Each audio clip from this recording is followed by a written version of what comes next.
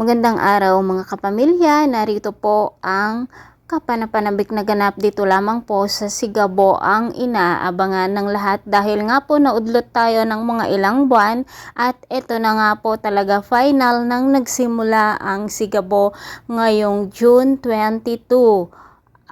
Alas 8 ng gabi dito po sa ABS-CBN mga kapamilya. At dito na nga po talaga namang napakaganda at ang laki ng improvement ng Sigabo dahil nga po sa pagbabalik ng ating idol na hari ng pelikula na walang iba kundi si Coco Martin ay mabubuhay muli ang aksyon na pangmasang Pilipino mga kapamilya. At ito na nga ang Sigabo ay binubuo ng mga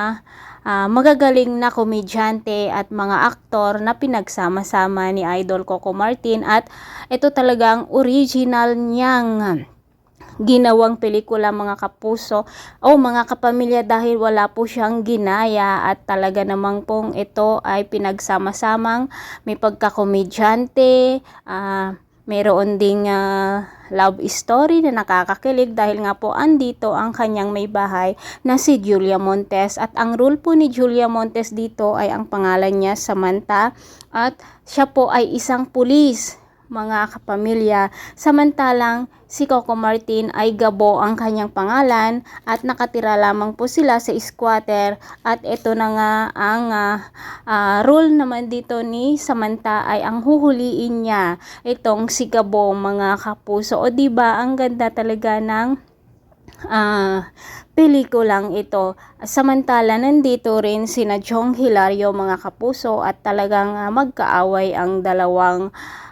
si Coco Martin at si Jong Hilario. Nandito rin si Edo Manzano na siya rin ang isang kontrabida dahil nga ang tinitirikan ng bahay ng mga squatters na nandoon din nakatira si Gabo, si Coco Martin ay inaangkin nila kung kaya't dito magsisimula ang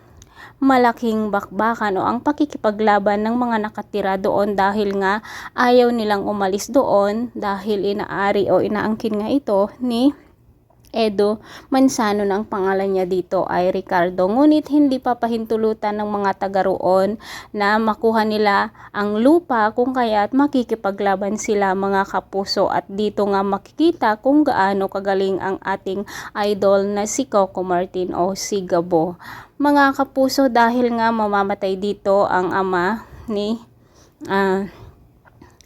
Gabo ay dito na talaga lalong maghahasik ang kanyang